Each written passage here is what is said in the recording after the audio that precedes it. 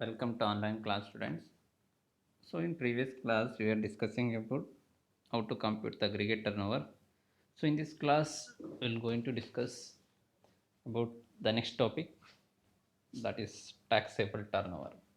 Hopefully you are understand how to compute the aggregate turnover. Aggregate turnover ಹೇಗೆ ಮಾಡೋದು ಗೊತ್ತಾಗಿದೆ ಅಂತ ಅನ್ಸ್ಕೊಳ್ತೇನೆ. ಸಾಕು, ಅದು 6 ಮಾರ್ಕ್ಸ್ ಬರೋದಷ್ಟೇ. ಸೊ ಅದಕ್ಕೆ ರಿಲೇಟೆಡ್ ಕ್ವಶನ್ಸ್ ನಾವು ಕೆಲವು ಮಾಡಿದೆ. ಜಸ್ಟ್ ನೀವು ಕರೆಕ್ಟಾಗಿ ಅಗ್ರಿಗೇಟ್ ಟರ್ನೋವರ್ ಇದು ರೂಲ್ಸನ್ನು ಓದಿದರೆ will come to know how to compute the aggregate turnover. There is no difficulty in calculating that. So we'll come to the next topic, that is taxable turnover or total turnover. So look at this, what actually the meaning of taxable turnover, what it includes. Turnover in the state or union territory. Section 2 subsection 112 of CGST Act, the aggregate value of all the taxable supplies. Aggregate value of what? All the taxable supplies. ಅಂದರೆ ಎಲ್ಲ taxable supplies ಸಹ ನಾವೇನಂತ ಕರಿತೀವಿ turnover ಅಂತ.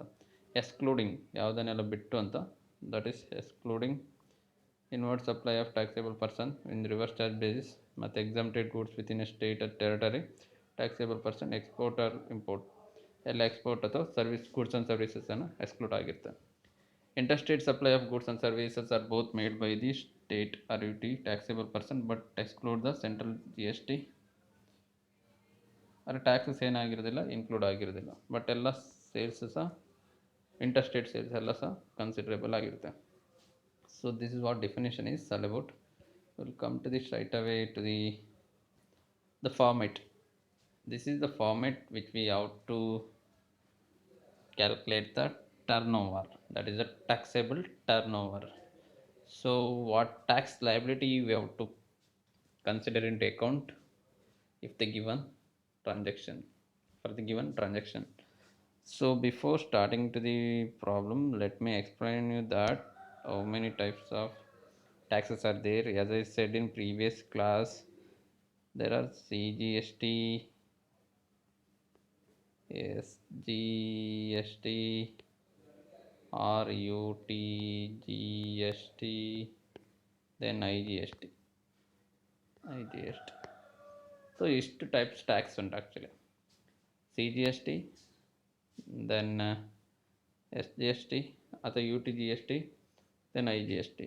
C G S T ಹೇಳಿದರೆ central goods and service tax, S G S T ಹೇಳಿದರೆ state goods and service tax, U T G S T ಹೇಳಿದರೆ union territory goods and service tax, then I G S T ಹೇಳಿದರೆ integrated goods and service tax. So you have to remember here any transactions within taken place within a state. Within a state ಅಲ್ಲಿ ಏನಾದ್ರು transaction ಆದರೆ within a ಸ್ಟೇಟಲ್ಲಿ ಏನಾದ್ರು transaction ಆದರೆ ಇದು ಎರಡು tax applicable ಆಗ್ತದೆ. C G S T ಸಹ applicable ಆಗ್ತದೆ, ಎಸ್ ಜಿ ಎಸ್ ಟಿ ಸಹ ಅಪ್ಲಿಕೇಬಲ್ ಆಗ್ತದೆ. ಯಾವುದೇ ಟ್ಯಾಕ್ಸೇಬಲ್ ಸೇಲ್ಸನ್ನು ಮಾಡಿದರೆ ಸಿ ಜಿ ಎಸ್ ಟಿ ಮತ್ತು S G S T applicable ಆಗ್ತದೆ ವಿತಿನ್ ಎ ಸ್ಟೇಟಲ್ಲಿ. So actually C G S T 50% ಆಗಿರ್ತದೆ, the next S G S T ಅಥವಾ U T G S T 50% ಆಗಿರ್ತದೆ. So C G S T union territory ಬಿಟ್ಟು ಮತ್ತೆಲ್ಲ ಕಡೆ C G S ಟಿನ consider ಮಾಡ್ತೇವೆ. ಯೂನಿಯನ್ ಟೆರಿಟರಿ ಏನಾದ್ರು ಅಸಸಿ ಇದ್ದರೆ ಅವಾಗ ಯು ಟಿ ಜಿ ಎಸ್ ಟಿನ ಕನ್ಸಿಡರ್ ಮಾಡ್ತೇವೆ. Got right? So any taxes, any sales taken place within a state that is liable for the C G S T and S G S T. So within a ಸ್ಟೇಟಲ್ಲಿ ಯಾವುದೇ transaction ಆದರೂ ಸಹ 50% C G S T applicable ಆಗ್ತದೆ, 50% S G S T applicable ಆಗುತ್ತೆ.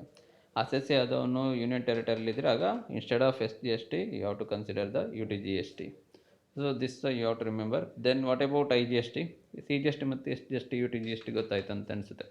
ಅದು ಯಾವಾಗ ಸಹ within a ಸ್ಟೇಟಲ್ಲಿ ಆಗುವಂಥ ಟ್ರಾನ್ಸಾಕ್ಷನ್ಗೆ ಅಪ್ಲಿಕೇಬಲ್ ಆಗುವಂಥದ್ದು. What about I G S T? I G S T ಯಾವಾಗ ಸಹ between the states ಗೆ. So I G S T, just a minute, I G S T is applicable for between the states. Between the states ಅಂದರೆ ಏನು? Between two states ಅಂತ. Two states, ಎರಡು ಸ್ಟೇಟ್ಗಳ ನಡುವೆ ಏನಾದ್ರು ಟ್ರಾನ್ಸಾಕ್ಷನ್ ಆದರೆ ಅವಾಗ I G S T applicable ಆಗ್ತದೆ. For example Karnataka and Maharashtra, Karnataka and Delhi, Karnataka to Chennai, Karnataka to Kerala, Karnataka to Goa, like that between two states ಆದರೆ ಆವಾಗ I G S T applicable ಆಗಿರುತ್ತೆ. ಸೊ ಅವಾಗ that is the thing you have to remember. You got right. For example, ಬ್ಯಾಂಗ್ಳೂರಿಂದ ಮ್ಯಾಂಗ್ಳೂರಿಗೆ goods move ಆದರೆ ಯಾವ tax applicable ಆಗ್ತದೆ? C G S T ಮತ್ತು ಎಸ್ ಜಿ ಎಸ್ ಟಿ. ಯಾಕೆ? ಬ್ಯಾಂಗ್ಳೂರು ಸಹ ಕರ್ನಾಟಕದಲ್ಲಿ ಉಂಟು. So within a state transaction ಇದು, within a state transaction. So C G S T 50%, then S G S T 50% applicable ಆಗಿರುತ್ತೆ. So this is what you have to consider. This is Bangalore, this is Mangalore. Got right? So for example, if I give another example now, ಏನಾದರೂ so ಉಡುಪಿಯಿಂದ goods ಎಲ್ಲಿಗೆ sale ಮಾಡಿದ್ದೇವೆ? Let's considered as Chennai consider ಮಾಡುವ. So Chennai Udupi ಎಲ್ಲಿ ಉಂಟು? ಕರ್ನಾಟಕದಲ್ಲಿ ಉಂಟು. ಚೆನ್ನೈ ಎಲ್ಲಿದೆ? ತಮಿಳ್ನಾಡಲ್ಲಿ ಉಂಟು. ಸೊ ಕರ್ನಾಟಕ ಬೇರೆ ಸ್ಟೇಟ್, ತಮಿಳ್ನಾಡು ಬೇರೆ ಸ್ಟೇಟ್. ಸೊ ಯಾವ ಟ್ಯಾಕ್ಸ್ ಅಪ್ಲಿಕೇಬಲ್ ಆಗ್ತದೆ? I G S T applicable ಆಗ್ತದೆ.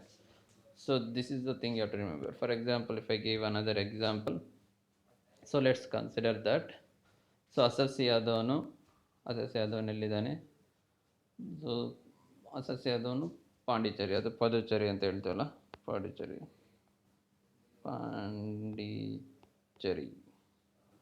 ಪಾಂಡಿಚೇರಿ ಅಲ್ಲಿದ್ದಾನೆ ಅನಿಸಿ. ಸೊ ಪಾಂಡಿಚೇರಿಲಿದ್ದವನು ಏನಾದ್ರು ಗೂಡ್ಸನ್ನು ಕರ್ನಾಟಕಕ್ಕೆ ಏನಾದ್ರು ಸೇಲ್ ಮಾಡಿದ್ರಾಗ I G S T applicable ಆಗ್ತದೆ. ಯಾಕೆ? ಪಾಂಡಿಚೇರಿ ಬೇರೆ ಸ್ಟೇಟ್, ಕರ್ನಾಟಕ ಬೇರೆ state, I G S T applicable ಆಗ್ತದೆ. For example, if I say another example, ಪಾಂಡಿಚೇರಿಯಲ್ಲೇ ಗೂಡ್ಸು ಸೇಲ್ ಆಗಿ ಪಾಂಡಿಚೇರಿಯಲ್ಲೇ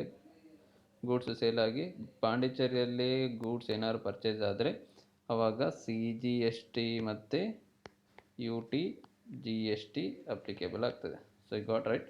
ಸೊ ಪಾಂಡಿಚೇರಿಯಲ್ಲಿ ಅಂದರೆ ಯಾವಾಗ ಯೂನಿಯನ್ ಟೆರಿಟರಿಯಲ್ಲೇ ಸೇಲ್ ಆಗಿ ಯೂನಿಯನ್ ಟೆರಿಟರಿಯಲ್ಲೇ ಬೈ ಆದರೆ ಅವಾಗದು ಸಿ ಜಿ ಎಸ್ ಟಿ ಮತ್ತು U T G S T applicable ಆಗ್ತದೆ. ಸೊ ಯೂನಿಯನ್ ಟೆರಿಟರಿ ಬಿಟ್ಟು ಬೇರೆ ಯಾವ ಕಡೆ ಸಹ ಸೇಲ್ ಆದರೆ ವಿತಿನ್ ಎ ಸ್ಟೇಟಲ್ಲಿ ಸೇಲ್ ಆದರೆ ಸಿ ಜಿ ಎಸ್ ಟಿ ಮತ್ತು S G S T applicable ಆಗ್ತದೆ. So this is what the explanation you have to remember while solving the problem. That's very simple. If it is the transaction is taken place within a state, the two taxes will be levied, that is CGST and SGST. If it is transaction taken place between the states, that means between the two states, so avaga IGST will be applicable. So that is the thing you have to remember. So moreover, they given out format to how to compute the taxable turnover. The another thing you have to remember, the taxable turnover is consisting only the taxable goods and services. In the sense, ಇಲ್ಲಿ ನಾವು consider ಮಾಡೋದೇನು, ಖಾಲಿ tax ನಿಜವಾಗಿ ಗೌರ್ಮೆಂಟಿಗೆ ಯಾವ್ದು ಬರ್ತದೆ ಅದನ್ನು ಮಾತ್ರ ನಾವು ಏನು ಮಾಡ್ತಾ ಹೋಗ್ತೇವೆ, ಕನ್ಸಿಡರ್ ಮಾಡ್ತಾ ಹೋಗ್ತೇವೆ. ಸೊ ಅಂದರೆ ಇಲ್ಲಿ ಎಕ್ಸಮ್ಟೆಡ್ ಗೂಡ್ಸ್ ಇನ್ಕ್ಲೂಡ್ ಆಗಿರೋದಿಲ್ಲ ಅಥವಾ ಝೀರೋ ರೇಟೆಡ್ ಗೂಡ್ಸನ್ನು ಕನ್ಸಿಡರ್ ಮಾಡಲಿಕ್ಕಿರೋದಿಲ್ಲ. ಸೊ ಅದನ್ನು ನಾವು ಕನ್ಸಿಡರ್ ಮಾಡಿಸ ನೋ ಅಂತ ಝೀರೋ ರೇಟೆಡ್ ಅಂತ ಬರೀಬೇಕಾಗ್ತದೆ, exempted ಅಂತ ಬರೀಬೇಕು. So that I said. Let's come to this right away to the format. What is the format they given? Look at that. Computation of turnover liable for the tax under the CGST, SGST and IGST turnover. Format for determination of turnover liable under this IGST, CGST and SGST. So look at that one by one. Total 12 points are there. So you have to remember here. So point number 1, supply of goods and services between the states. ಏನಾದರೂ two states ನಡುವೆ ಏನಾದರೂ sales ಆದರೆ ಅವಾಗ ಯಾವ tax applicable ಆಗ್ತದೆ? I G S T will be applicable. So ಅವಾಗ ಇನ್ನು ಮುಂದೆ ಯಾವುದೇ ಟ್ಯಾಕ್ಸ್ ಅಪ್ಲಿಕೇಬಲ್ ಆಗೋದಿಲ್ಲ. ಸೊ ನೋ ಆಗಿರುತ್ತೆ. Only which is tax is applicable? I G S T. So next one, point number 2, branch transfer of goods and services between the two states. ಏನಾದರೂ branch transfer ಮಾಡಿದ್ರೆ ಸಹ between the two ಸ್ಟೇಟ್ಸಿಗೆ ಆಗ I G S T applicable ಆಗ್ತದೆ. ಕರ್ನಾಟಕದಲ್ಲಿ ಒಂದು branch ಉಂಟು, ಮತ್ತೊಂದು ಡೆಲ್ಲಿಯಲ್ಲಿ ಒಂದು ಬ್ರ್ಯಾಂಚ್ ಉಂಟು ಅಂತ ತಿಳಿಸಿ. ಕರ್ನಾಟಕದ ಬ್ರ್ಯಾಂಚಿಂದ ಡೆಲ್ಲಿ ಬ್ರಾಂಚಿಗೆ ಅದನ್ನು ಗೂಡ್ಸ್ ಟ್ರಾನ್ಸ್ಫರ್ ಮಾಡಿದ್ರೆ ಅದು ಸೇಲ್ಸ್ ಅಂತವೇ ಕನ್ಸಿಡರ್ ಆಗ್ತದೆ. ಸೊ ಅದುವಾಗ ಐ ಜಿ ಎಸ್ ಟಿ ಅಂತ ಕ್ಯಾಲ್ಕುಲೇಷನ್ ಮಾಡಬೇಕು. ಅದು ಸೇಲ್ ಅಲ್ಲ, ಬಟ್ ಅದು ಟ್ರಾನ್ಸ್ಫರ್ ಮಾಡಿದ ಮೇಲೆ ಅದು ಐ ಜಿ ಎಸ್ ಟಿಗೆ ಅಪ್ಲಿಕೇಬಲ್ ಆಗ್ತದೆ ಬಿಟ್ವೀನ್ ಟೂ ಸ್ಟೇಟ್ಸ್ ಆಗಿರೋದ್ರಿಂದ. The next point number 3, supply of goods and services between the two union territories. Two union territories ನಡುವೆ ಏನಾದರೂ ಸೇಲ್ಸ್ ಆದರೆ, ಗೂಡ್ಸ್ ಜೊತೆವಾಗಿರ್ಬೋದು, ಸರ್ವೀಸಸ್ ಸೇಲ್ ಆದರೆ ಆವಾಗ I G S T applicable ಆಗ್ತದೆ. For example if I say, ಹಾಗೆ ಹೇಳಿದಾಗೆ Pondicherry union territory, ಹೇಗೇನು Lakshadweep union territory. Lakshadweep ಮತ್ತು ಪಾಂಡಿಚೇರಿ ನಡುವೆ ಏನಾದರೂ ಗೂಡ್ಸ್ ಅಥವಾ ಸರ್ವೀಸಸ್ ಎಕ್ಸ್ಚೇಂಜಸ್ ಆದರೆ ಆವಾಗ I G S T applicable ಆಗ್ತದೆ. So next one, point number 4, branch transfer of goods between the two union territories. Branch transfer ಆದರೂ ಸಹ ಯೂನಿಯನ್ ಟೆರಿಟರಿಯಲ್ಲಿ I G S T applicable ಆಗ್ತದೆ. ಬೇಸಿಕಲಿ ಇಲ್ಲಿ union ಟೆರಿಟರೀಸನ್ನು states ಆಗಿ ಕನ್ಸಿಡರ್ ಮಾಡಿರ್ತೇವೆ. So next point number 5, supply of goods and services within a same state. ಏನಾದರೂ within a same ಸ್ಟೇಟಲ್ಲಿ ಏನಾದರೂ ಗೂಡ್ಸ್ ಅಥವಾ ಸರ್ವೀಸಸ್ ಸಪ್ಲೈ ಅಂದರೆ ಸೇಲ್ಸ್ ಅಂತ ಅರ್ಥ. ಸೊ ಅದೇನಾದರೂ ಅದರ ಬಗ್ಗೆ ಏನು ಅಪ್ಲಿಕೇಬಲ್ ಆಗುತ್ತೆ, ಸಿ ಜಿ ಎಸ್ ಟಿ ಮತ್ತು S G S T. C G S T and S G S T is applicable. So ಇಲ್ಲಿ ಎಸ್ ಅಂತ ಬರೆದೆ, you can see it here. So within a ಸ್ಟೇಟಲ್ಲಿ ಏನಾದರೂ ಗೂಡ್ಸ್ ಅಥವಾ services sale ಆದರೆ ಆಗ C G S T 50%, S G S T 50% applicable ಆಗ್ತದೆ. So next point number 6, supply of goods and services within a same union territories. Same union territory ಒಳಗೆ ಏನಾದರೂ sale ಆದರೆ ಆಗ ಸಿ ಜಿ ಎಸ್ ಟಿ ಮತ್ತು U T G S T applicable ಆಗ್ತದೆ. Instead of S G S T, state ಆದರೆ S G S T applicable ಆಗ್ತದೆ, union territory ಆದರೆ U T G S T applicable ಆಗ್ತದೆ. ಅಸೆಸ್ ಯಾವುದೊಂದು ಯೂನಿಯನ್ ಟೆರಿಟರಿಯಲ್ಲಿ ಇರಬೇಕು, ಅವಾಗ ಮಾತ್ರ U T G S T applicable ಆಗಿದೆ, ಇಲ್ಲದ್ರೆ ಅವಾಗ ಎಸ್ ಜಿ ಎಸ್ ಟಿನೇ ಅಪ್ಲಿಕೇಬಲ್ ಆಗಿರುತ್ತೆ. So next one, point number 7, purchase of goods and services from the unregistered dealer within a state. ಏನಾದ್ರು ಗೂಡ್ಸ್ ಅಥವಾ ಸರ್ವೀಸಸನ್ನು ಅನ್ರಿಜಿಸ್ಟರ್ಡ್ ಡೀಲರಿಂದ ಪರ್ಚೇಸ್ ಮಾಡಿದರೆ ಆಗ ಸಿ ಜಿ ಎಸ್ ಟಿ ಮತ್ತು S G S T within state, ಇದು within state ಆಗಿರೋದ್ರಿಂದ C G S T ಮತ್ತು S G S T applicable ಆಗ್ತದೆ. The next one, point number 8, purchase of goods and services from a dealer from outside the country. Outside the ಕಂಟ್ರಿಯಿಂದ ಅಂದರೆ import ಮಾಡಿಕೊಂಡ್ರೆ ಯಾವ tax applicable ಆಗ್ತದೆ, I G S T applicable ಆಗ್ತದೆ. So I G S T will be applicable. All import and export is subject to the I G S T. So the next one, point number 9, supply of goods and services outside the country. ಯಾವುದೇ goods ಅಥವಾ ಸರ್ವೀಸಸನ್ನು outside the country sale ಮಾಡಿದರೆ ಅದು export ಅಂತ consider ಮಾಡ್ತೇವೆ, ಅದು zero rated. I G S T ಕಾಲಮಲ್ಲಿ zero rated ಅಂತ ಬರೀಬೇಕು. The next one, supply of goods and services to the E O U, S E Z, F T Z, E H T P, S T P et cetera. So ಅದೆಲ್ಲ I G S T ಅಂತ consider ಮಾಡ್ತೇವೆ, but ಅದು zero rated ಆಗಿರುತ್ತೆ, ಅದು exempted. So E O U ಹೇಳಿದರೆ export oriented units ಅಂತ, S E Z ಹೇಳಿದರೆ special economic zone ಅಂತ, ಎಫ್ ಟಿ ಝೆಡ್ ಅಂದರೆ ಫ್ರೀ ಟ್ರೇಡ್ ಝೋನ್ ಅಂತ, ಇ ಎಚ್ ಟಿ ಪಿ ಅಂತ ಹೇಳಿದರೆ that is economic hypertext protocol ಅಂತ. ಸೊ ಎಸ್ ಟಿ ಪಿ ಹೇಳಿದರೆ ಸ್ಪೆಷಲ್ ಟ್ರಾನ್ಸ್ಪೋರ್ಟ್ ಪ್ರೊಜೆಕ್ಟ್ಸ್ ಅಂತ. ಸೊ ಲೈಕ್ವೈಸ್ ಅದೆಲ್ಲ ಸ್ಪೆಷಲ್ ಆಗಿರುವಂಥ ಝೋನ್ಗಳದು, ಎಸ್ ಇ ಝೆಡ್ ಎಲ್ಲ ನೀವು ನೋಡಿರ್ಬೋದು, ಅದನ್ನೆಲ್ಲ ನಾವು ಝೀರೋ ರೇಟೆಡ್ ಅಥವಾ ಎಕ್ಸ್ಪೋರ್ಟ್ ಅಂತ ಕನ್ಸಿಡರ್ ಮಾಡ್ತೇವೆ. ಸೊ ಹಾಗಾಗಿ ಐ ಜಿ ಎಸ್ ಟಿಯಲ್ಲಿ ಝೀರೋ ರೇಟೆಡ್ ಆಗಿರುತ್ತೆ. Next one, purchase of goods from services from S E Z ಅಥವಾ S E Z developers, I G S T applicable ಅಂತ ಕೊಟ್ಟಿದ್ದಾರೆ.